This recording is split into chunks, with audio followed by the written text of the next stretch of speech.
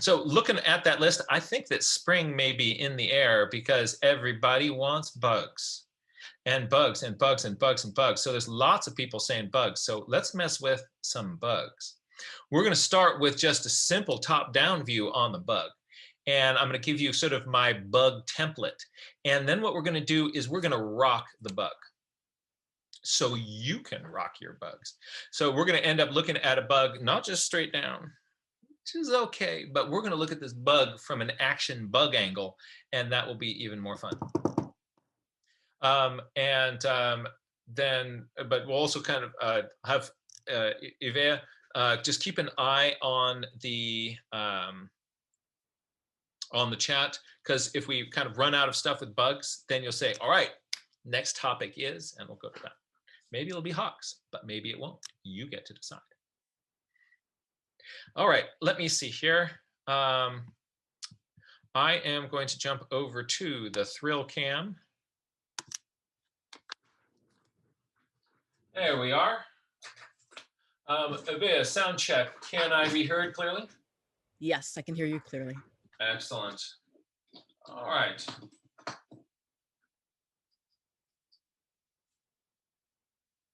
We don't want that. This. All right. So I am going to, first we're going to do kind of a big, we're going to make a bug, we're going to make it big. I recommend, actually I'm going to grab my nature sketch kit. When you're drawing bugs in the field, bugs love to run around. So they'll be scampering around, and then they walk off your page, and that's tough. So if instead of initially capturing them, if you can just, if you see a bug and it's on a plant, keep the bug on the plant and observe it. We do the same thing that you do with, and I recommend the close focus binoculars. So these are Pentax Papilio binoculars. They allow you to focus up to basically about this far away. You can focus on an object half a meter away. And so that's roughly 1.5 feet. And so what it does is it makes, you can watch ants tending aphids on the underside of a leaf. You can get in there and next to a plant where the bees are coming in, and you can watch their little bee tongues coming down into the plant. And oh, I'm going to get a bee journal page. I was just looking at some bees. Bees. I think this is the bee book. Yeah, so here's some stuff, drawn from with these close focus binoculars. So this is a spider, and it was sitting in its web. So I get kind of the lifelike spider position. And here is another spider. So these things were just sort of sitting in their webs. With the close focus binoculars, you can sit down next to them and you can check them out, and you get to see all of these details. Let me see here. Where were those bees? Where was the bee day? I thought the bees were in this book. I thought this has got to be the bee book. There's that. Yeah, there we go. So this was another day. It was hot. And I sat down next to a little creek in Sonoma. Oh, this is fun. See this little inset map here? Okay, this is a little tangent. But isn't it fun to have a little locator map that shows where you are? So here's the map. It shows the San Francisco Bay Area, and there we are. Now, I'm going to show everybody the real cool trick to getting those little maps in your journal. What you do is you just pull out your phone, and there's a little dot where you are, and you can resize this to sort of show whatever kind of elements you want. So I thought I wanted the top part of the bay to kind of show where I was relative to that. So, and then put in I then drew in just a little map.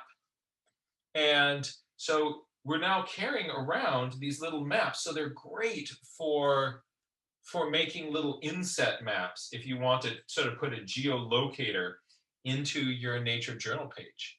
Big fun. So, but with these binoculars, I was looking at these bees at this creek, and the bees are coming down onto the rocks into the splash zone next to this creek. And they were licking water off the rocks. So I could watch their little bee tongues dragging around. And this is the kind of level of resolution that you get. This is looking at the head of the bee from the front. This is from the side. So this isn't dead bee under a microscope. This is crazy live bee licking rocks in front of me. Isn't that fun? So that's why. So if you, the minute you catch a bug and you and you try to hold it, it starts running around and doesn't want to be holding still for you. So if you can look at the live bug in situ, then you then it's going to be a lot easier for you. I was about to pull out my little bug case. I have a little box with a magnifier on the top of it, but oh, I think I gave that to thing 2. Yeah, I'm sorry, I gave that to my daughter. So it's in her kit. Yeah, so I was going to show you a little magnifying box with a that you could put a bug in, but I find the problem with that is then the bug is just like running all around, and it's super active inside this little box, and then it's upside down, and then it's like, you know, you're like what you, and then you keep, and some bugs they'll be still in there, but if the bug is going to be still anywhere, you're better off with this. But this way you get with the binoculars, you get the bugs doing their bug things. And that's a lot more fun. So let's look at how to put this in your journal. All right, bugs are bilaterally symmetrical. That means that the right side of the body is the same as the left side of the body. And you probably remember from bug school that bugs have 3 body segments, spiders 2, bugs 1. And so you've got the head, the thorax, and the abdomen. The head is sort of, you can think of the head as the executive branch and the data center. So the brain, the big ganglion of the brain is going to be in here, and also that's where the antenna and the eyes attach. The next part going down the thorax is the department of transportation. Right, and so the thorax is where the legs attach and the wings attach, and they can be variously shaped. Sometimes there's a little kind of groove that I'm making kind of a beetle-y shape here that the head sits back into. And the back part is the abdomen. That is Department of Public Works. That's where all the reproductive parts are. And that's where the digestive stuff is, the little spiracles for little holes that go in for respiration. So that's takes care of sort of a lot of the business of being a bug or a beetle. There are different taxonomic groups of insects have different body parts and the way that things are arranged. So I'll just going to compare here 2 of them, but there are a lot. So there's, grasshoppers are their group, flies, wasps, butterflies. Each one of those is a separate family of insect. When I was getting into bugs, hold on, I'm going over to my bug shelf right now, and where is, here it is. I came across this book, Observing Insect Lives by Donald Stokes. Wonderful series. And what this is, it's not just something that's about identification. This is a guide for people who like to sit on a stump and stare at a beetle.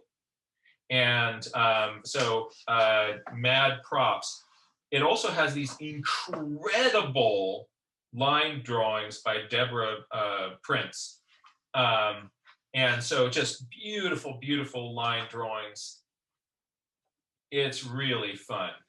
So just, I've also spent some time, I'm just going to zoom down on some of her line drawings just because I think that she's a rock star. Look at these cool trees. So it's just with a technical pen. So using hatching, the ones in the foreground have a little bit of shadow marks in them, a little bit more detail in the back. They're just some shapes. Really slick way of representing grasses. You really get the feeling for a grassy field. I'm impressed by the stuff that she does. I really, really like what she does. But something that made me really happy about this book is that at the start of this book, Donald Stokes sort of set out I said families before, I meant to say orders, 8 orders of insects that he said, learn these ones first, and then it will help you just sort of be able to classify the things that you get. So he breaks those down into the ants, bees, and wasps. That's one group. Flies, the diptera are another. Butterflies, beetles, grasshoppers, dragonflies.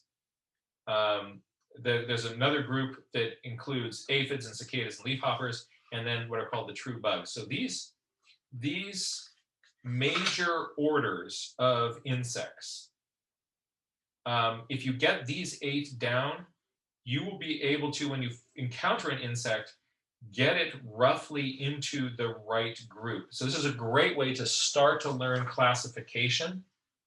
What we're going to do is we're just going to take 2 of these orders, the beetles and the bugs, and I'll just sort of contrast them, and we'll look at sort of what we get. So this is kind of a beetle blueprint that I'm starting on right here. And the beetles, they have 4 wings, but when you look at the beetle, you only will see 2 of them because there are 2 wings. There's hard wing covers. So one is here, one is here. And they actually form a little Y. So there's a little tab right up here. Sort of remember this tab. That will be kind of doing something cool in just a moment when we get to bugs. And the beetles they often have like cool chewing mouth parts. You've got 2 little beetly eyes. There'll be antennae that are variously shaped that will then stick out the front end of your beetle. More cool mouth parts. So the head is just all these little feeling and sensory organs. The legs come in here. The legs actually deserve a little bit of attention because I want to show you something. When I first learned insects, I learned head, thorax, abdomen, all the legs attach here. And so what I would do is I would draw my insects. If you look at my early insects, this is what happens when you know something, but you're not really looking because you're letting what you know stand in for what you should be observing. I knew that the legs attached to the thorax, and so I would draw my legs this way. So here's leg number 1, here's leg number 2, and here's leg number 3. All right? What could possibly be wrong with that? All right, I've got my little legs. And by the way, the legs, when you look at them, yes, they will have, you'll see 3 major sections sticking out from the body. There actually is a 4th one that is kind of a pod that holds it on underneath the body. But there'll be 1 major section, little leg coming out. And then the foot, and the foot is actually made up of these little tiny segments. But when you look at it from a distance, it just sort of seems to be one piece with little hooks at the end of it. So the problem with this is it's not what you see. Because what happens is underneath this insect, the thorax, if you turn one of these beetles over, you'll see that the thorax, you see it on the top here, but the thorax actually extends down here underneath the body like that. So what you're going to see is that the front legs are going to be coming out of our insect here. So here's one section. Here is my next. And kind of zooming in on these a little bit more, the leg narrows when it kind of comes in here. So this is, you can think of this part of the leg here as a tube. And this next section of leg is going to fit into that tube. So this one has a narrowing where this leg comes in.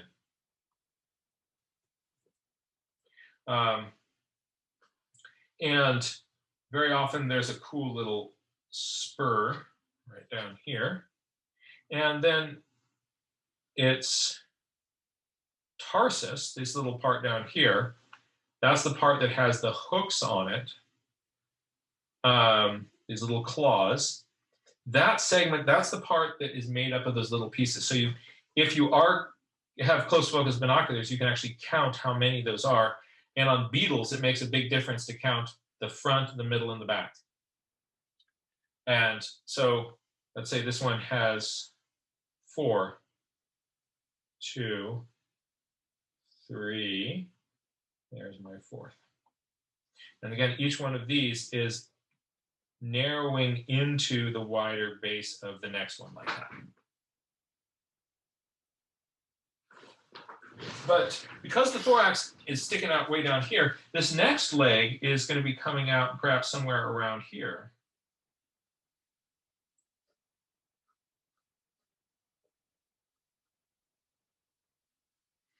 And there it is. And I'm going to give this one 5.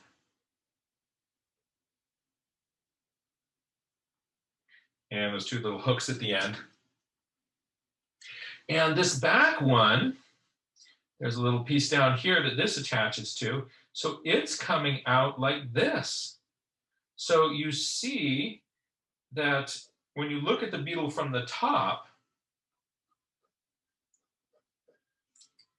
it looks like this back leg is coming out of the abdomen.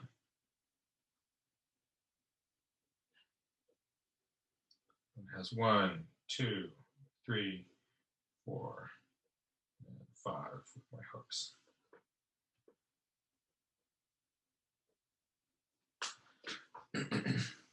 So don't expect, just so don't fall into this insect drawing trap here. So those are, you've got these 3 segments. They're going to be different lengths. They're going to be different shapes. So initially, when I'm looking down at the insect, I give myself my center line. I'm just kind of blocking in how big those are. And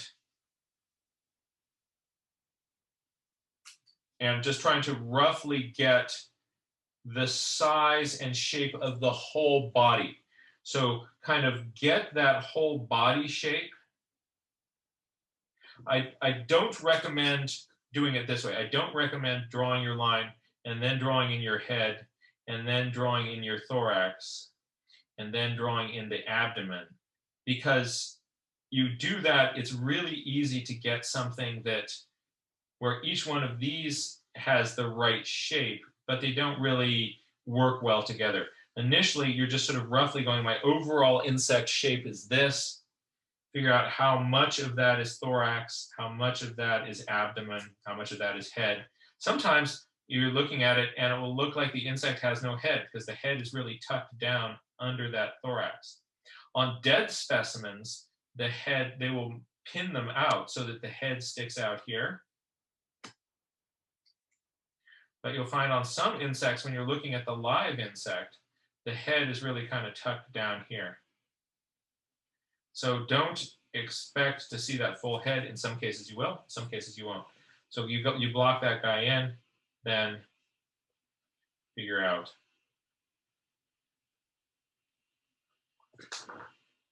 what you're doing. With the leg positions, don't expect the legs to be, in a dead insect, what scientists do is they will pin them, they put a pin through one side here, so they don't put it in the middle because then they destroy all the data along the midline, but if they put the pin in on one side, actually they usually put it in right down. They will usually put the pin in right here, and then they will sometimes take the legs, and if it's for a display thing, they will pull the legs out and make them all nice and symmetrical.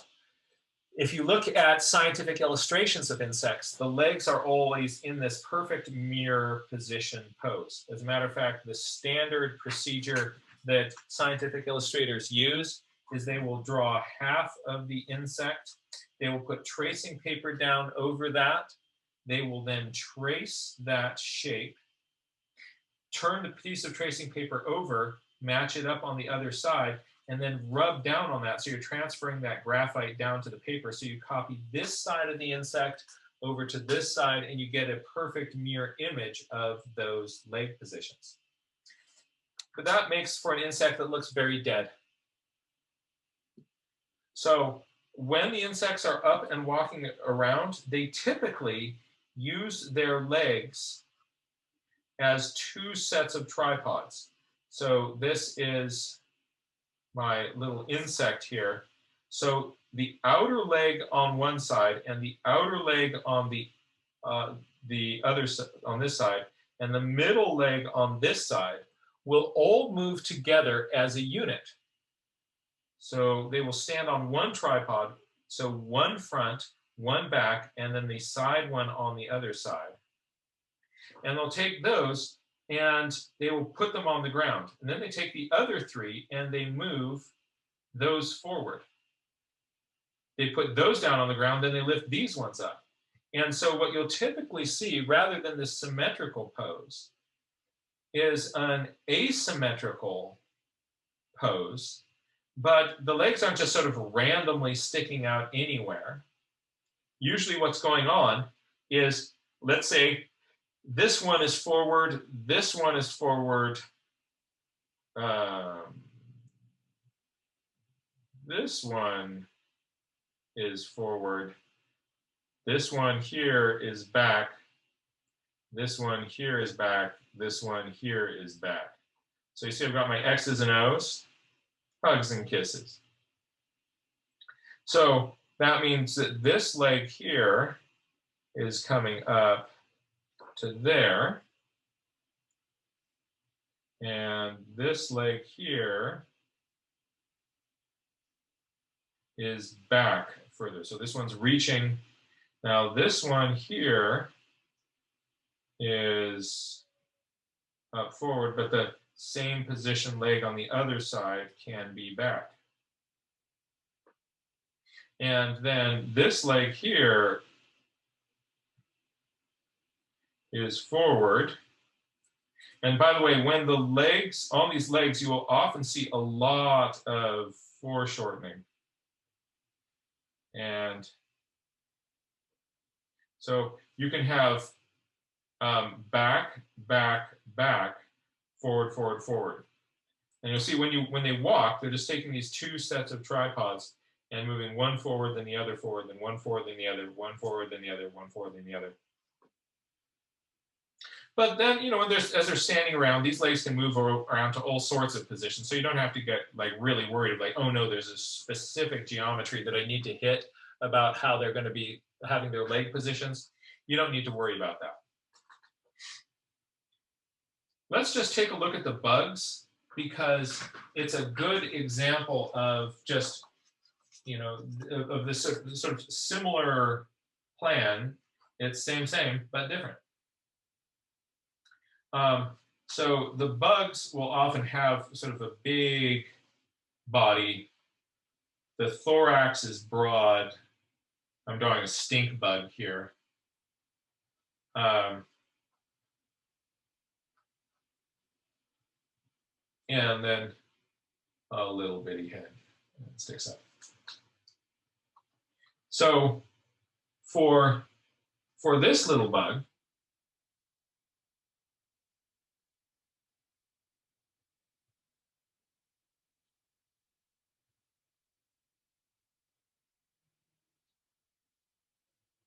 remember this little tab right here? Right there? Think of that getting a pay raise. And it is now going to be this major triangle over the back of the insect.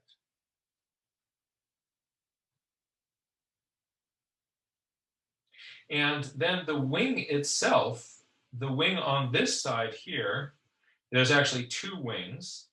The wing on this side folds down over this area here. And the one on this side here folds down over this area here.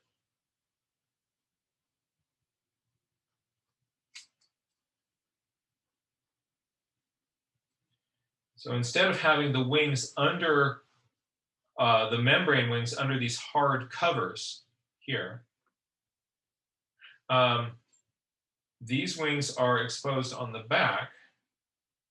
And in the beetle, the two front wings were hard and the inner wings are all membranous like a fly. On the bugs, it's this sort of strange half and half thing. So if I take one of these wings and I were to pull it off here, I would have a wing that would be shaped like this.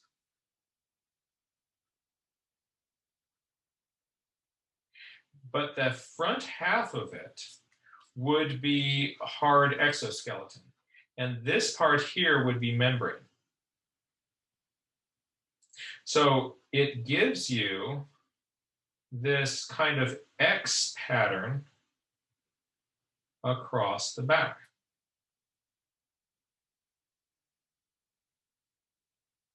Right, see some little bits of the rest of the abdomen sticking out underneath that. So bugs also have these cool, very multi-segmented antennae. I'm forgetting how many segments there are.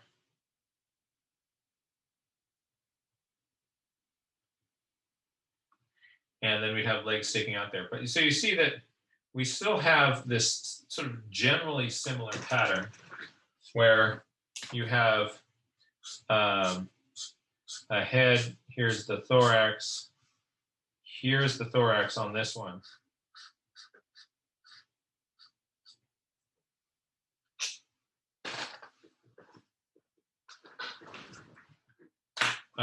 But again, the thorax on the underside is going to extend down here so that the back legs are coming out like this.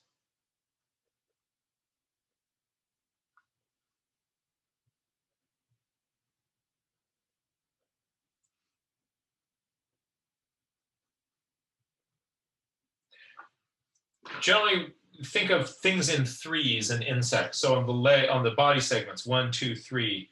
On these leg parts here, there is 1, 2, 3. This last part, of course, being made out of little segments, those tarsal segments. But that just sort of helps you kind of, this rule of threes when you're thinking about the bug leg. The only kind of exception to that is, remember when I mentioned there is this sort of ball that this thing fits into?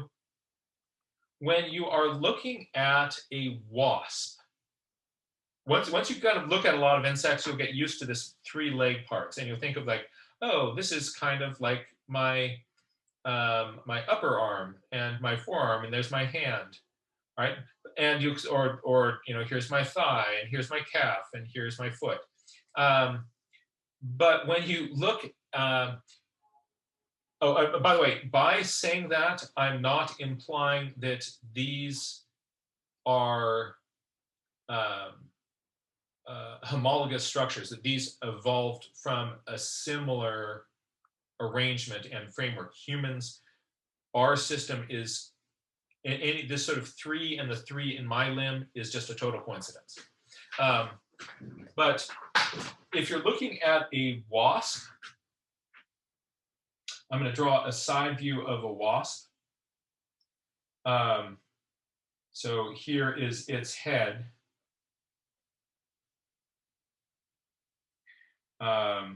This also could be, here's my thorax.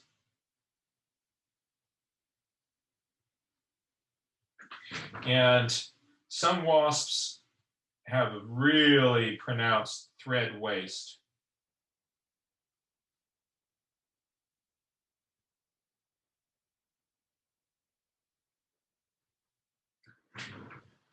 So when I would start to draw wasps, I would expect this leg to come out with 3 parts, 1, 2, 3. But that's not what I saw, because this little peg part down here on these wasps actually gets really elongated. And so you'll see that sticking down as this first segment. And then from the base of that, the leg comes out.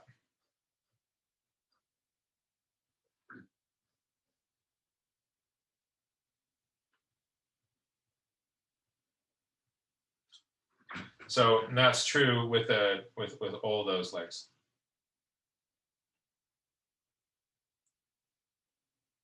So just be aware that this little ball, that legs you can usually get away with thinking of this 1, 2, 3 pattern, but really it's a 1, 2, 3, 4. But that other part is usually hidden from your view, so you're not really seeing it. But on something like the wasp, it's going to be very much in your face. Let's take this, let's now rock our bugs, because this top view version is not very exciting. So want to have a little bit more fun with your bug, the 3/4 view bug is really cool. And again, you're going to want to get a closer look at them. So if you have close focus binoculars, then that makes a big difference. These Pentax Papilio, by the way, these are the ones that I sell on my website. If you do decide to get one, I want to encourage people to go to my website. Because if you go to Amazon, Jeff Bezos makes the margin instead of me. And why not me? So let's draw this 3/4 view critter. So what I'm going to do is I'm going to start the same way, that I'm going to say that, all right, my beetle is roughly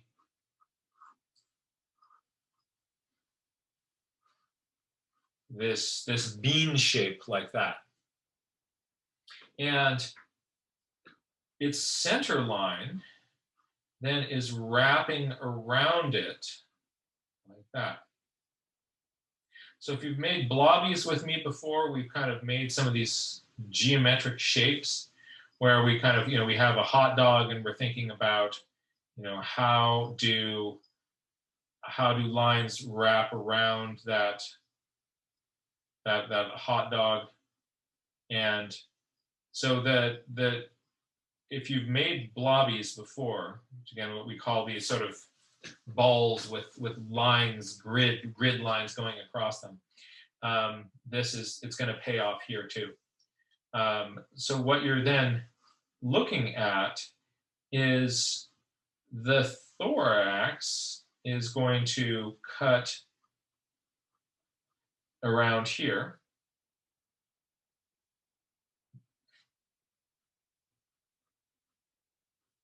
And our little head is going to be tucked in beyond that. So on this, because this far side here is rocking away from you, you see, if I were to continue this line here, look at how much more of this wing cover I see than this wing cover. And here on this part of the thorax, this side versus this side. So before, that center line went right down the middle. But now that I've rocked it at a 3/4 view, my center line is closer to this side than to this side.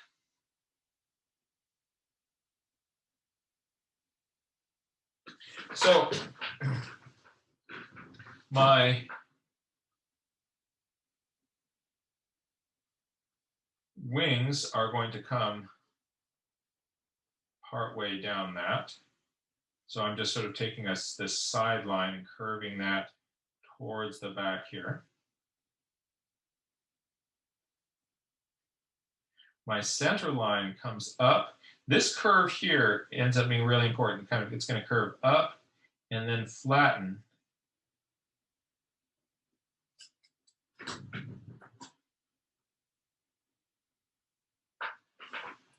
And you see what I did right here? That little triangle is also not symmetrical. You're seeing it bigger on the side that is closer to you.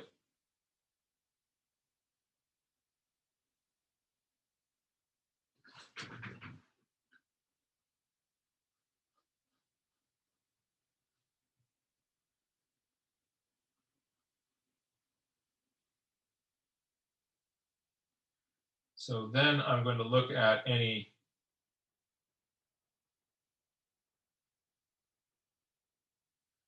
shape. Sometimes you see a little bit of the beetle's belly sticking out here, especially on a gravid female insect. You'll really see big tummy sticking out there.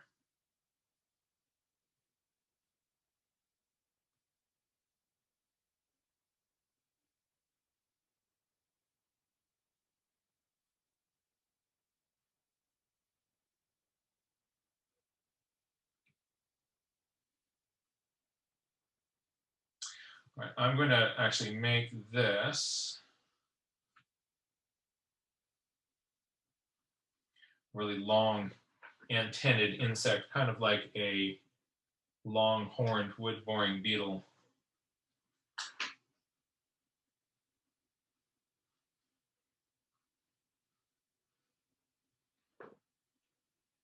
And I'm turning and bending these to fit on my page.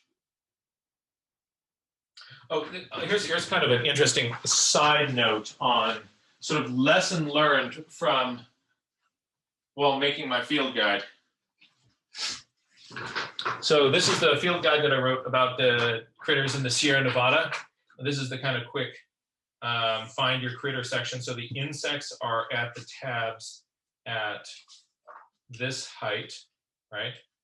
So there's my insects there, that there. So I go in here and I've got my insects. Very often, if you look around at some classic scientific illustrations, you will see all the legs are in the same very symmetrical position. I put mine in sort of more varied positions to make them look a little bit more kind of spunky. But classic scientific illustration, these legs are always in parallel positions. And they often, you'll see, they'll take the antenna and they're curling down like this. And I just had seen hundreds of illustrations like that. When I was working on my field guide, I put mine in the same position. And so, and that was also kind of made sense because I did this from specimens at the California Academy of Science. So I take the critter out of the box and its antenna were in this position. What I didn't know is that the reason the antennae are in this position is because the scientists fold the wings back while they're drawing so that they can fit more bugs into one tray and they're not sticking out to get easily broken off. But this sort of my antenna back, like look at this, antenna back, antenna back, antenna back, antenna back, antenna back. I now have a book filled of drawings of dead insects.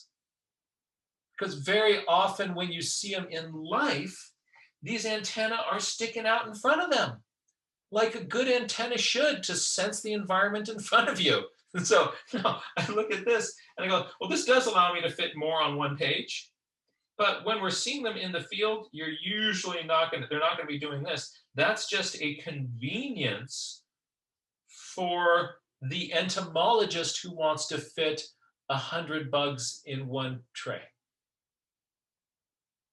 Right? So look at all those dead bugs.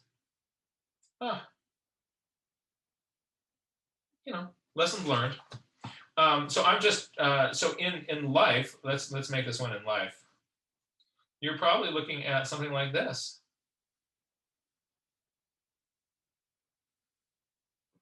Could you please move the page down? Just perfect. Thank you.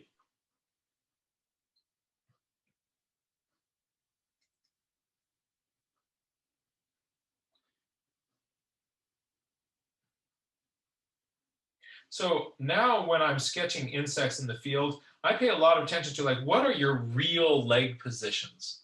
Especially for my spiders. I'm kind of outing all the kind of my hard-won illustration mistakes. Like, check out the leg positions on these spiders. Okay, let's see. Spiders. Where are my lovely spiders?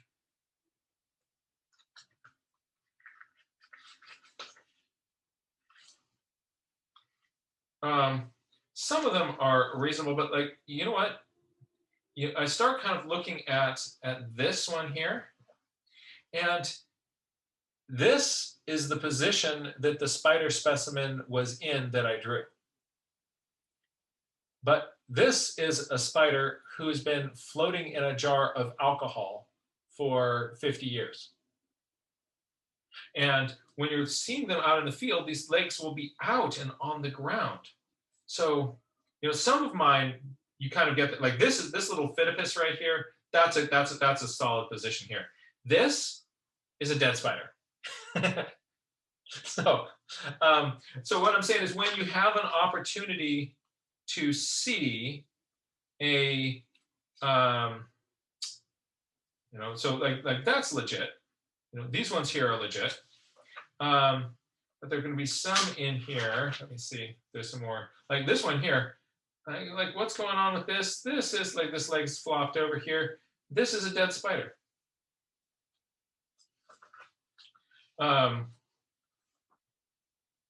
So when you have a chance to see the real positions of legs and antenna, get those in your notes with the live critter, and you're going to be much better off. So coming from under here, what I like to do is sort of put in sort of, where do I find the joints in the legs? So this one here, that joint is going to be out here. This one here, it's going to be in here. And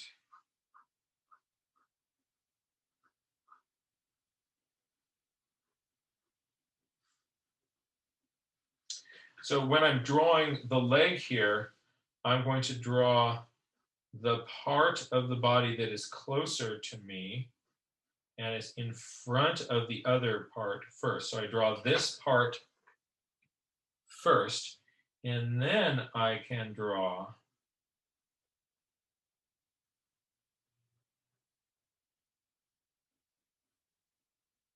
that other part that's wrapping into the body there.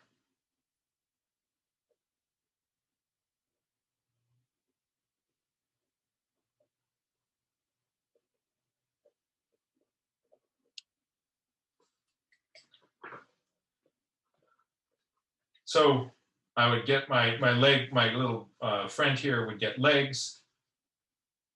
But consider some 3/4 view positions for more interesting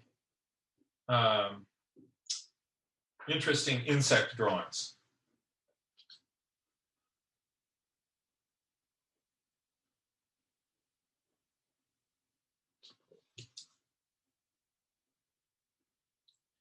Now there's one other thing I want to show you.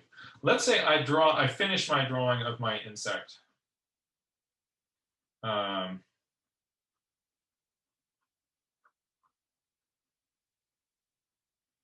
So I want this leg coming out here. Yeah, I like that better. I finished drawing my insect. I want to show its actual size. So what you can do is just take your, if you've got it in a little jar, just put that jar on your piece of paper, and next to that, just sort of trace a little line that shows this is the actual size of the insect. So you can add a little note here saying, you know, actual size. But what's even more fun to do once you have that length is to draw a little life-size sketch of that insect. And so you get your life-size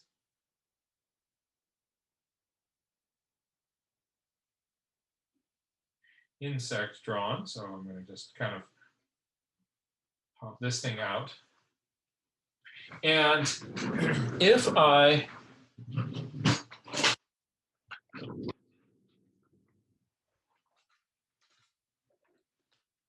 so let's say that this little beetle had a red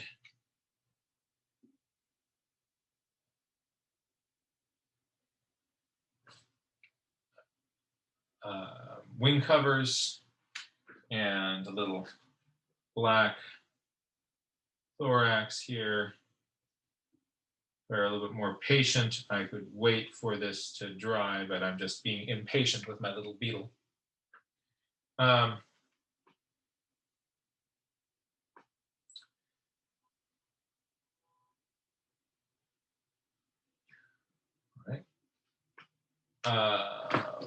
If you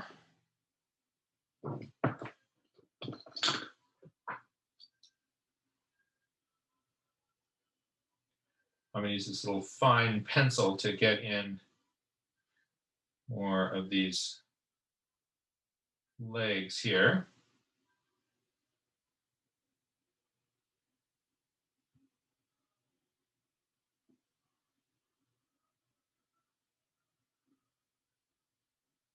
That's a small little beetle drawing.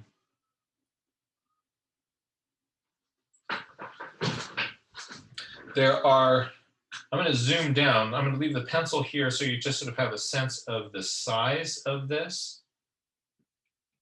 So that's a small little insect sketch, right?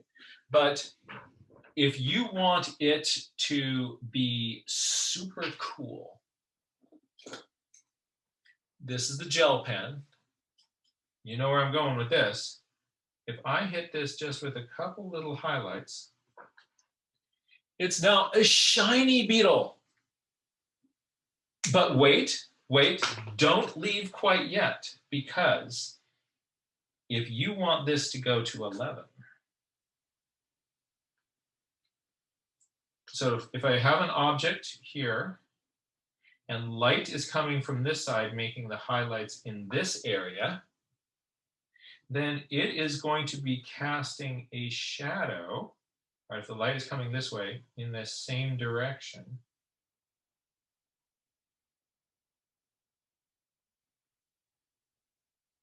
So that means this little beetle's shadow would be down in this zone here. So what I'm going to do is just take a kind of light gray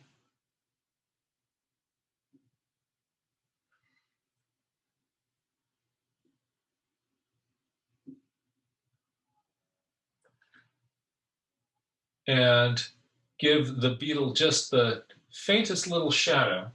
It can be subtle, but that's all it takes to kind of then pop this little thing off your piece of paper. And then it will kind of open it up. I had some fun with this in while making this field guide in the index, if you ever go to the index, there are, oh, I've seen people kind of open it up and go like, huh, like, oh, or there's a few little insects that I have kind of wandering around the, you see, just by having a little tiny shadow on them, that's what you need just to sort of make it feel like it's popping up there. So you can play with that, and it's a lot of fun. So these little life-size critters, you can really pop them that way. So that's just a little bit about drawing insects and having fun with that. They're absolutely beautiful, amazing critters. I love Donald Stokes' approach here. You know, he's got people not just kind of identifying things, but sitting on a stump and watching what do paper wasps do, and what are their behaviors, and how do they hold their wings when they drink. You start thinking of the big insight here, and oh, look at these Deborah Prince drawings. I mean, she is such a brilliant. I look at this and I just go like, okay, you just taught me a whole bunch of lessons here about how to draw with pen. But the fun thing about this is you want to start thinking of insects as animals that have behavior, not just an insect that you look at, but the insect is actually doing something.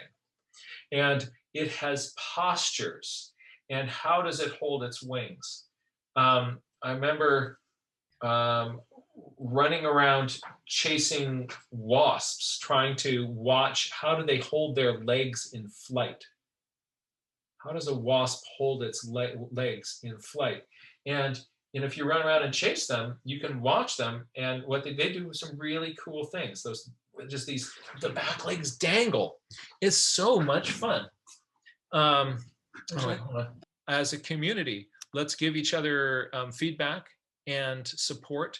It's really fun to look at you can learn a ton by looking at other people's journal pages. That's why I rarely recommend that people in these kind of pay attention to like, what are you doing to fill the page? You see something that you like, I want to try that too.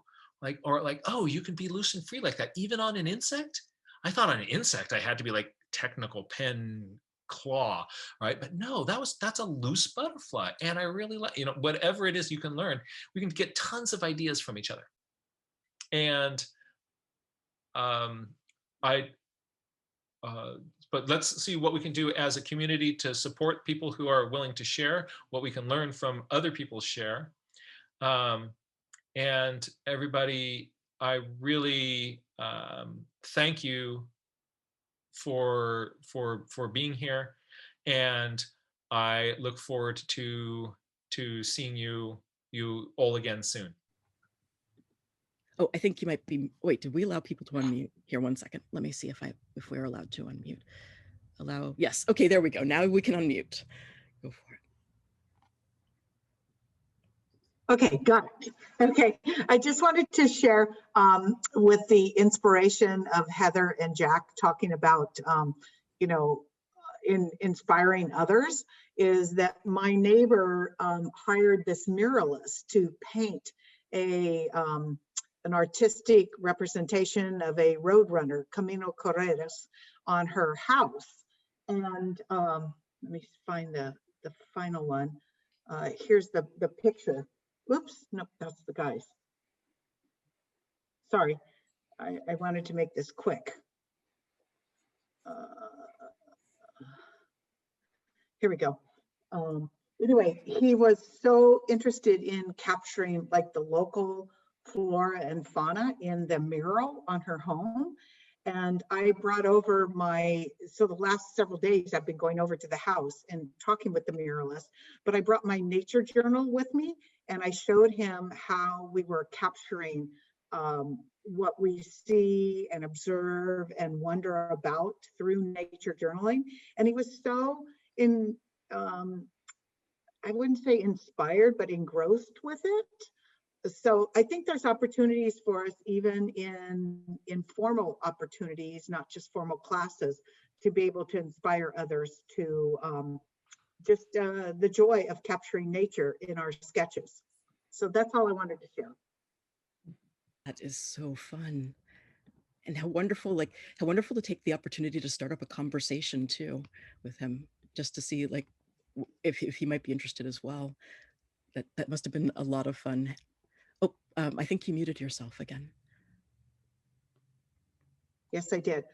Just a professional artist that's capturing, and it reminded me of last week's Jack's lesson on the birds and the gulls with the wings and the size of them. And when I saw this, in the painting, I'm going, oh, and I showed him our little paper models of the birds and how we observed the wings. And he was so fascinated by that. That is so fun. Anyway. Thank you. That's really gorgeous. Thanks for sharing, Margarita. Beautiful.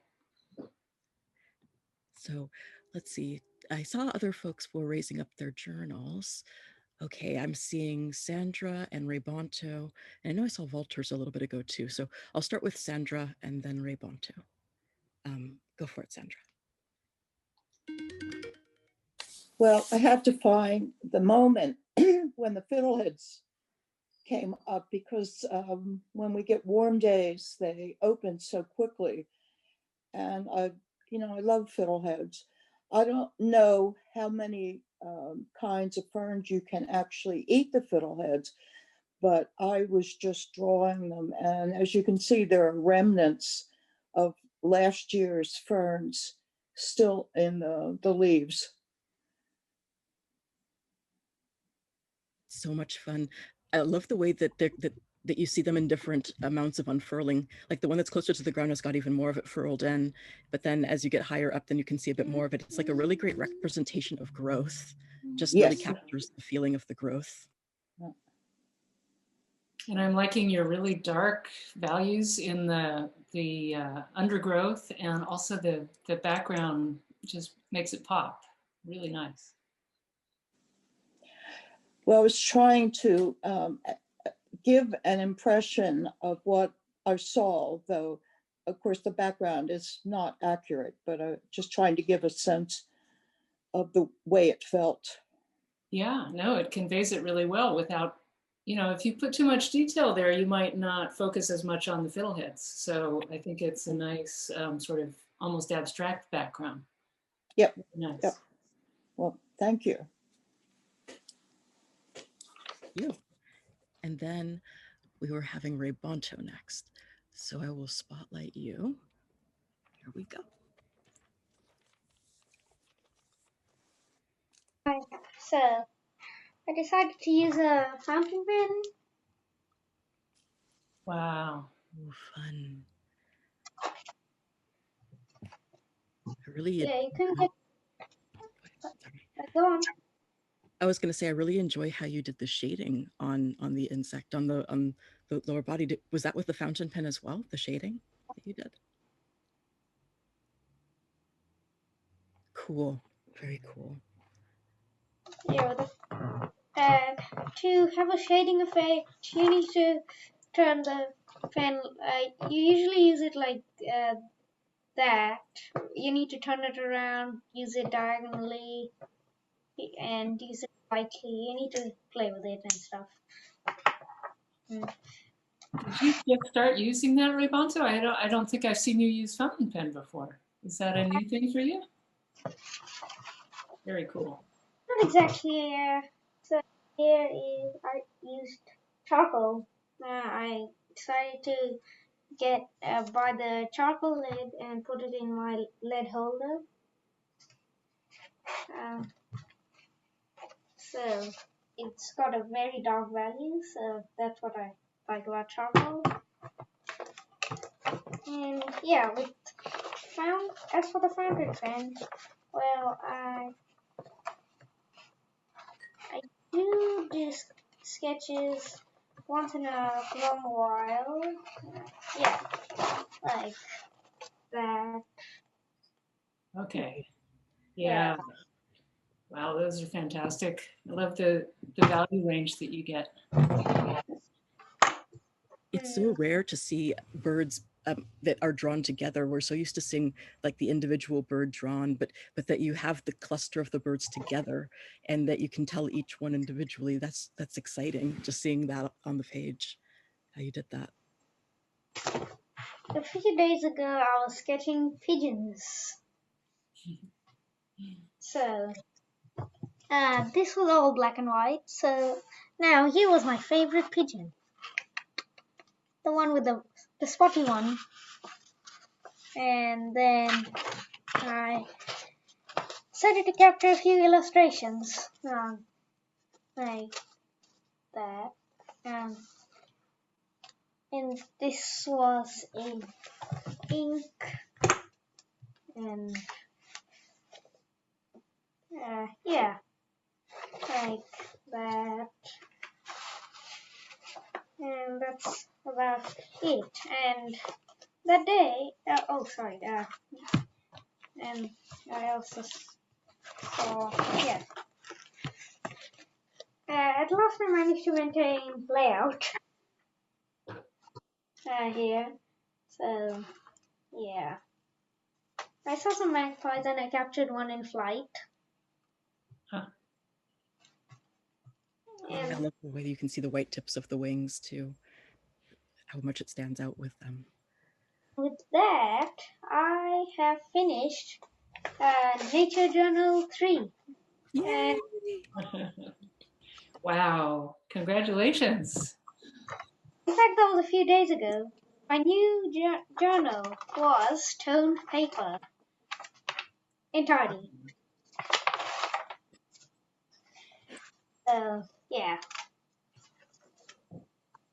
So, the next day I went out and I didn't see pigeons at the first place, but something much more exciting.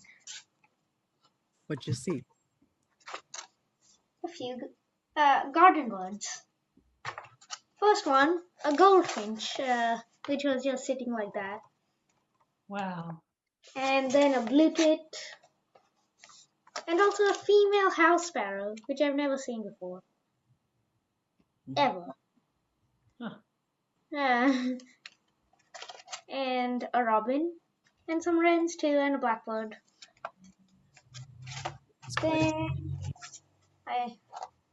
Then I added the pigeons.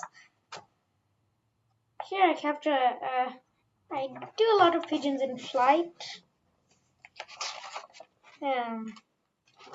Like, this was a landing position. Oh yeah, you can really see the gesture there. Great. Thanks. Yeah, So it looks like they're really popping off the page with the tone paper and the whites and the blacks. It just looks like it's really coming to life. Yeah, I don't use the color too much because in pigeons they don't have much color.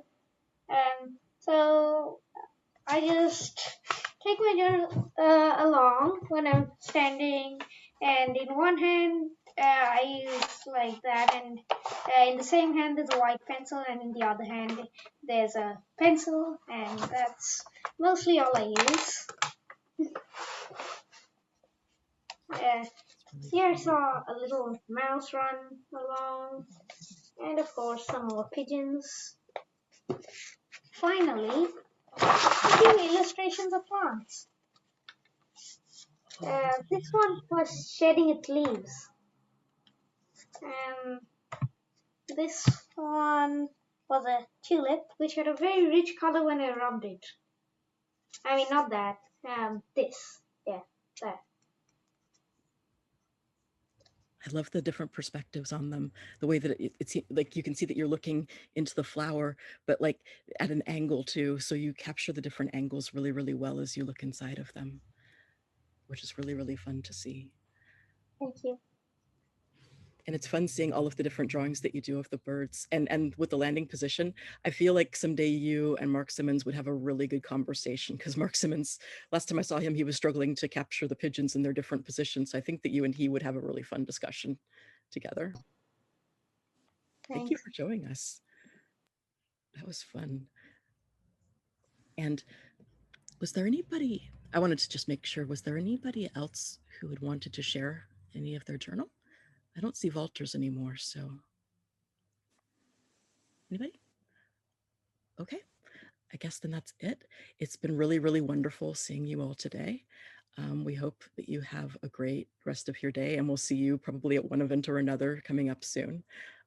So thank you, everybody, and have a safe and happy day. And thank you, Anne. Great to see everybody. Take good care. Thank you. Thank you. Everybody. I guess, and you're with the Point Blue Conservations, right? Yes, that's right. Yeah. And I put in the chat because I was asking about banding birds, and I know, and I had figured out you needed to have like a license or experience, but I was curious, how do you go about doing that? Because we have, well, of course, we have this little bluebird on our back deck right now. She's her house is on our back deck, but she's become very obsessed with us. She comes and visits us in the morning and wakes us up. She bounces against the window and looks in the house and wakes me up at 6 o'clock. And anyways, but I was wanting, when her babies were hatched, to try and band them. And I was wondering, how do you go about getting the license? And do you know of any groups here in Alabama or Birmingham, or that? How would I do this? That's a great question, and I'm not sure that I know the answer. Nicholas might know, or Ivea might know.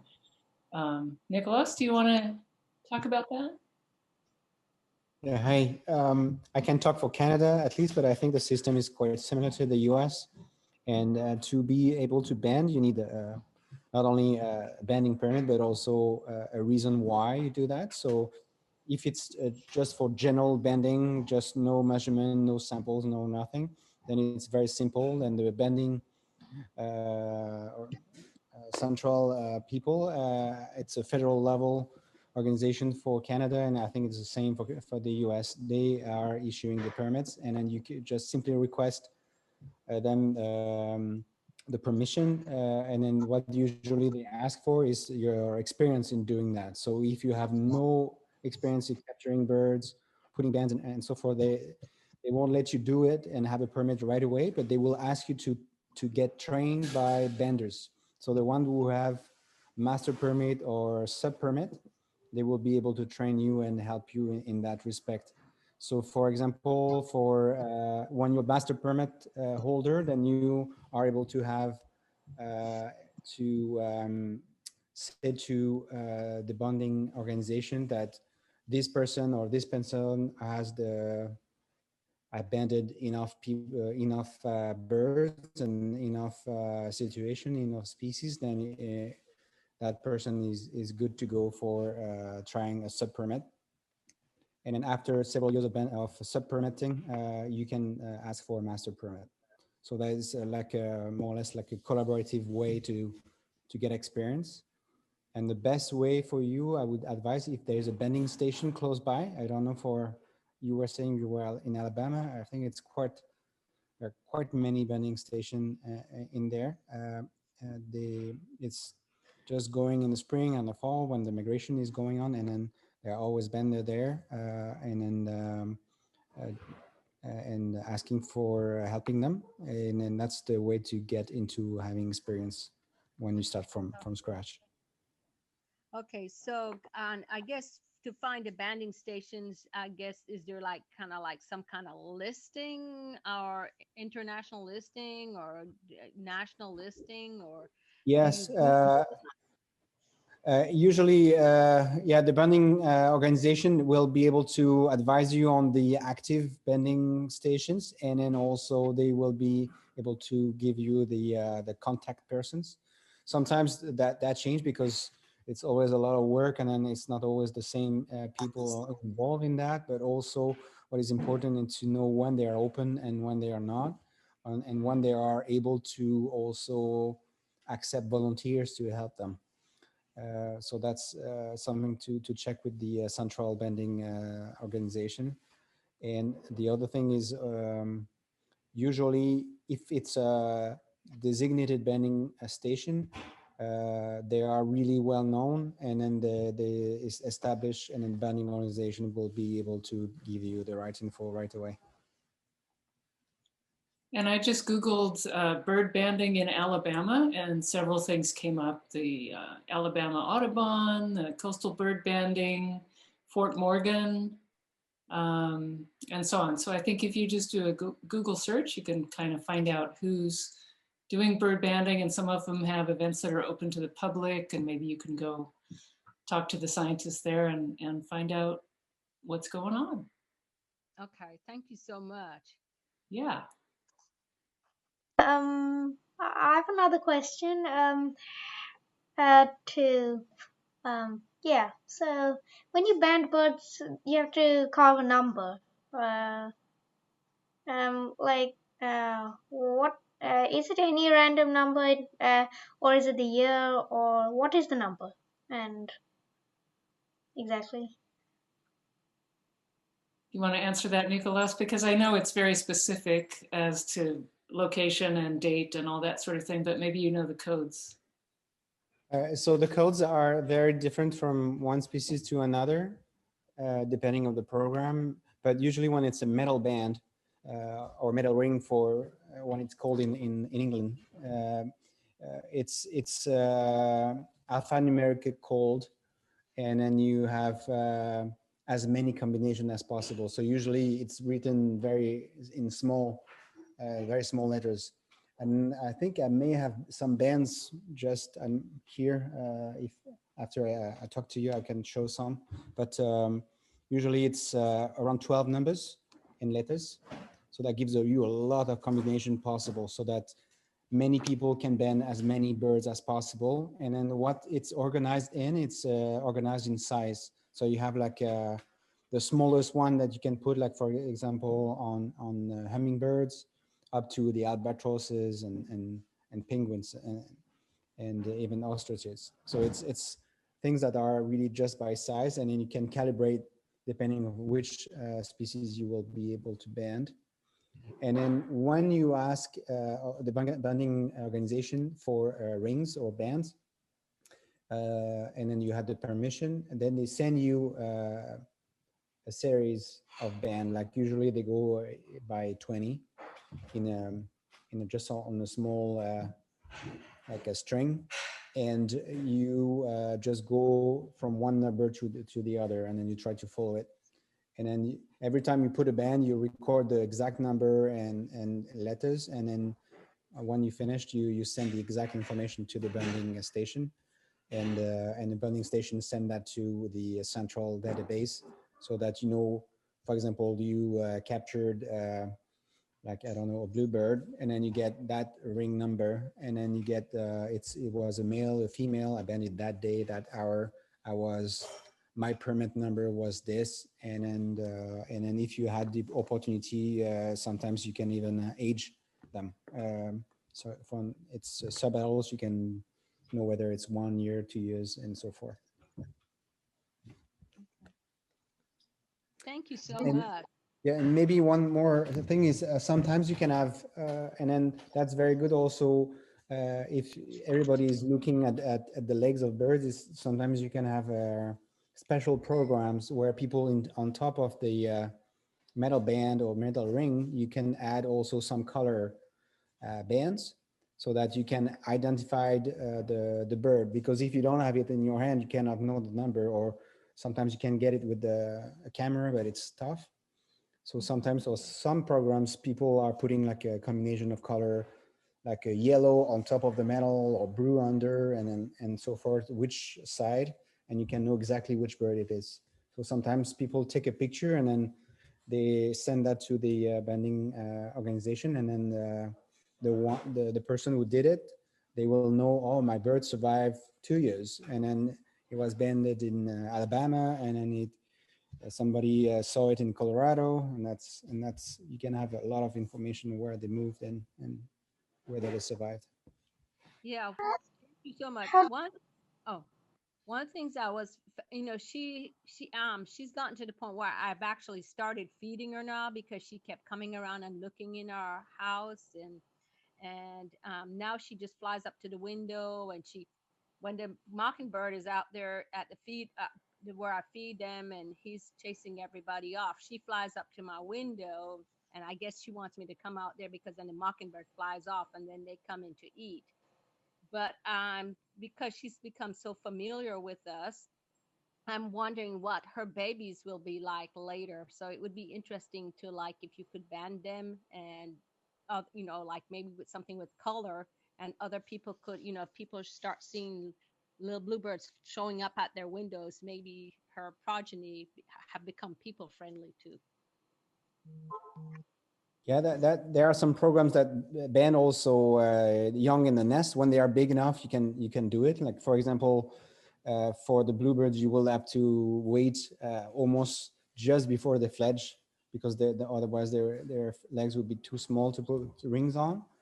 But already at that age, when they are like almost 11 days old, they start to have legs that are similar in length, and then it's easy to put the rings already on there, and then they won't lose it. And even if they grow on it, then there's enough room for the legs to be there in the ring.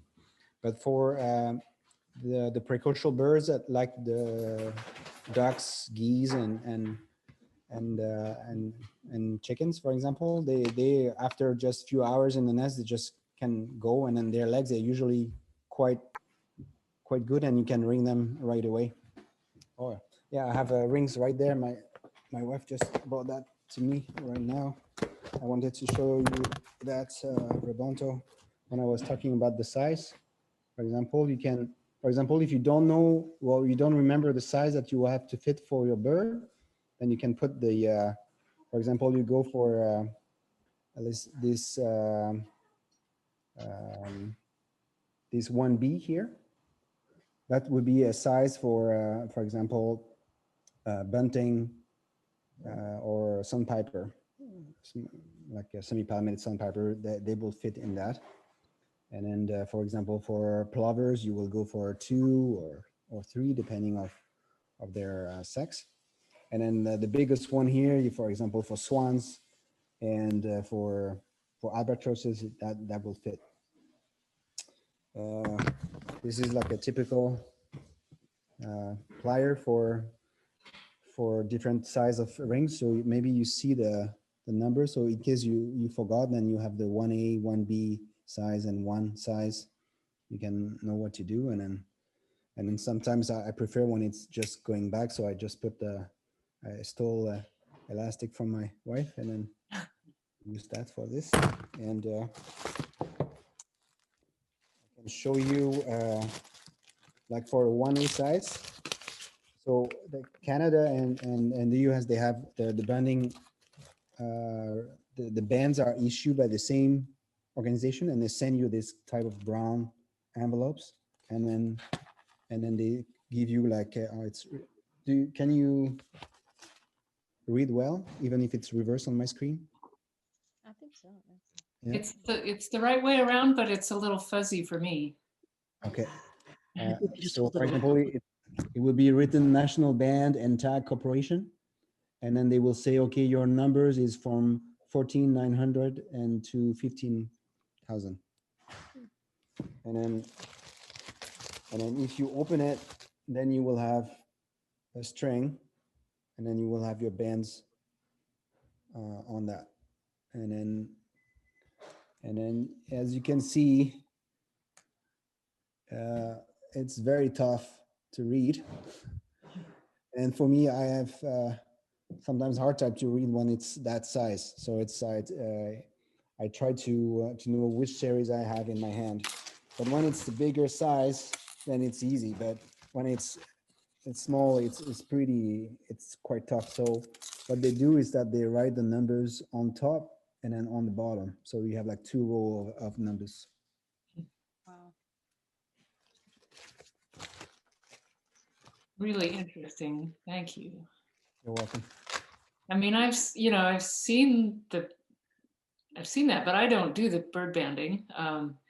I've just seen them on the birds, and I've seen them, in the lab, but I've never applied one, and I wouldn't know how to read one. I would just report it to our scientists, and they'd report it to the central database, which we probably maintain. Actually, we maintain over 1 billion bits of data around the world, so it's probably in our database too.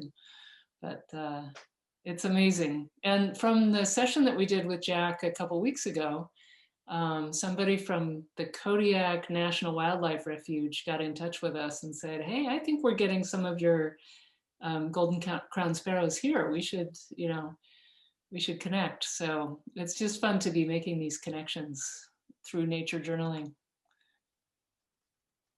I was curious, those bands look so big, and I noticed you had them on that string. Oh, sorry, I lost the sound on you.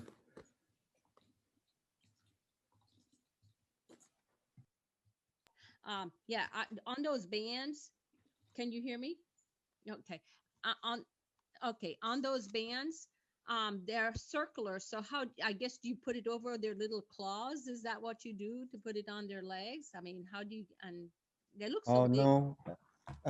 Yeah, sorry, I forgot to explain one step. So one step is to use that type of pliers to open the bands. So I can do it one for you. So when they are very small, it's a lot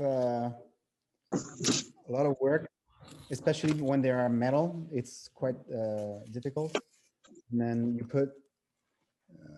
put the band on top of your pliers. You have like a small indent, and that fits just right there. And then you carefully open them, and usually you do that ahead of time. So for example, you know that at that station or at that location you can capture maybe 10 birds within an hour. Then you will open 10 bands in advance and put them. One moment. And oh yeah. So, these are sketches of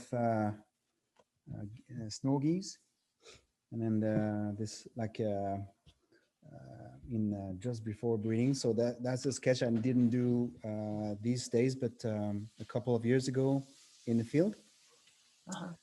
I work in one of the sites in the Arctic, close to a big goose, snow goose colony. And then they're very nice to see and check their behavior. Like, for example, this pause is like when a male is trying to protect its female from another coming male, or when the fox is coming and they are flying around, or they are checking around what's coming or not. And do they get sort of a bump up on their bill, like almost like pelicans do or something when they're going into their breeding? Yeah, somehow the maybe the feathers are less pronounced there, and then you see more the big color, and the contrast is stronger. But yeah, I don't know exactly what happens there, but it's. And then how big is their wingspan? So it's about our own wingspan, actually. It's about the same size than we do. So couple of meters. That's like a detail of a young gosling, like maybe a week after hatching, and then you have like already like the complexity of the beak appearing on them. They still have some down on them, but it's pretty neat. And then these geese, and I don't know every geese species, but they show like a kind of indent on the top part of the beak, and then it shows like it's almost look like teeth, but they are not teeth, but they help them crush some of the vegetation, or also just cut the vegetation that they grab in the marshes. So that's fantastic. I love the light in the eye too. Really captured that. Sunburst. I didn't have any at that time. I didn't have any color on me, and I just went quickly with the pencil. But that was that. Yes. Well, it's good you do snow geese then, because there's not a lot of color, right? Yeah, no, it's that, and that's also not completed, and then I have to come back to that interaction between the goose on its nest and then fighting off an Arctic fox coming to get the eggs. And what happens is that if the goose is too far away from the nest, then they went for, let's say, eating or drinking water, and then they come back early enough, then they can fend off the fox, which is about a bit smaller in size, even though the weight is a bit more than the bird itself, but the wings and the height of the bird makes the whole difference. Then they are able to fend off an Arctic fox from that. Sometimes the Arctic fox is just going straight away, far away from that nest because the male is too aggressive. But if the geese were too far off the nest, then the fox has the chance, and then the fox can get the eggs. And then what they do is that they take one egg, quickly hide it in the tundra, come back and empty the nest as quickly as possible. They don't eat the eggs right there, and then they come back later and then take the eggs from the caches and then bring them further away, and then do better caches, and store like thousands of eggs in the tundra during the whole summer. That's store food for the late fall and early spring, even like from when there is still snow, they are able to recover some of the eggs from previous year to be able to survive. Wow. And when will they return to Canada? Are they coming back yet? We're in late April now. For snow geese, you mean? Yes, sorry. Yeah, there's some early sightings are been reporting them in the southern part of Ontario and Quebec, but not many of them. They are a bit late. We had like a really relatively mild winter, but then it went cold again when it was when the spring was off. So it may have stopped them during their migration to the north. So they will stop in the St. Lawrence River, and then for about 10 days, and then store a lot of food in their bellies, and then get really happy, and then fly off to the tundra. Wonderful. It's a beautiful sight. I wish when the borders will be open to have you guys see this magnificent stopovers areas. You see them by thousands, and especially when it's fall, then you have all the nice colors of the maple trees. It's beautiful. Yeah, you have like these white birds with a background of red and orange. It's nice. Yes. Sounds great. Yes.